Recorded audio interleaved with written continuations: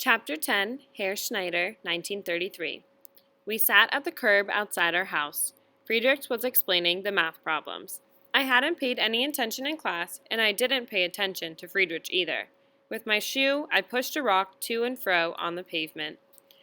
Friedrich worked out sums with such concentration that he didn't notice I wasn't listening. But he jumped when I kicked the rock hard. He followed it with his eyes. I tried to make out what fascinated him so. There wasn't a thing to be seen. The street was empty. Far off, a single man walked. Slowly, he came closer. "Is that my father?" Friedrich asked softly. I looked once more at the man in the distance. "No," I said. "Your father walks faster, and anyway, it's too early. He can't have finished work yet." Friedrich didn't answer.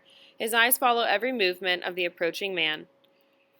The man carried a briefcase by the handle. His head hung on his chest, a hat shaded his face. The man dragged his feet. Sometimes he stopped, hesitated, then he turned toward a garden gate. Half a step away from it, he wavered and veered toward the street again. "He is drunk," I said. "It's my father after all," Friedrich cried out, leaping up and running toward the swaying man. I sat on, not trusting Friedrich's eyes. I saw how Friedrich stopped short just before he reached the man. Then he took his arm. The man didn't look up. Friedrich led the way. As the two came closer, I recognized Herr Schneider. Blocking my view of his father, Friedrich pulled up across the sidewalk by the sleeve. Turning his back, he led his father past me into our front garden.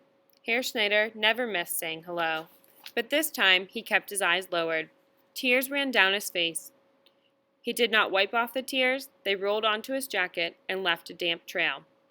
Herr Schneider wept. I had never seen a man cry before. Friedrich and his father disappeared into the house.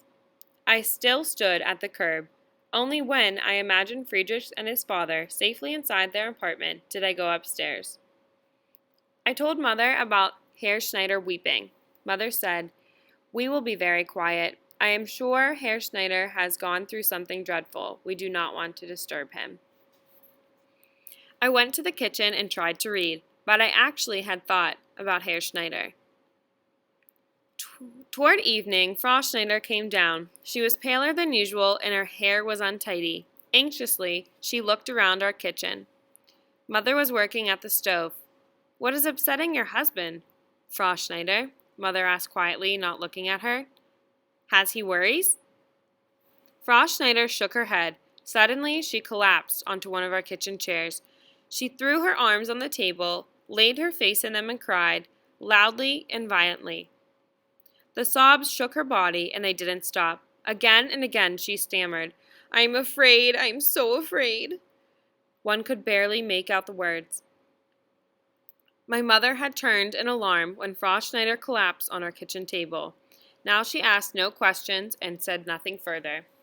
From the furthest corner of the kitchen cupboard, she took the strictly guarded can of real coffee beans. She ground the beans and after rinsing it with hot water, put 6 heaped teaspoons into a little coffee pot, which held only 3 cups.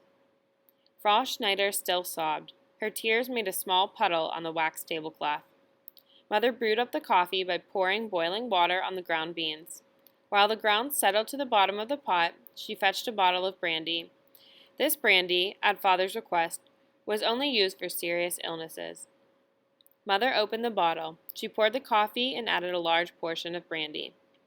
Frau Schneider noticed none of this. In between her sobs, we heard more unintelligible scraps of words. My mother took a kitchen chair and sat down close to Frau Schneider. She lifted her head and dabbed her face. Then she gently forced the strong hot coffee, laced with brandy, down her throat in spoonfuls. It took a long time for Frau Schneider to calm down. Finally, she got a hold of herself. With a damp cloth, which Mother handed her, she cooled her tear-reddened eyes.